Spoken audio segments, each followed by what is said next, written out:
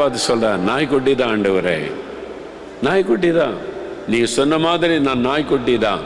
ஆனால் பிள்ளைகள் மேஜையில் சாப்பிடும்போது கீழே துணிக்க விழுந்தா, தவறி விழுந்தா, ரொட்டி துண்டோ ஏதோ விழுந்தா அந்த வீட்டில் இருக்கிற நாய்க்குட்டி சாப்பிடும்ல, அந்த மாதிரி ஒரு ஆசீர்வாதத்தை எனக்கு கொடுங்க என்று கேட்கிறாள்.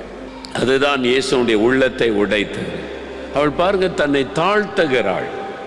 அவள் கோபப்படலை. என்னை எப்படி நாய்க்குட்டின்னு நீங்கள் சொல்லலாம்?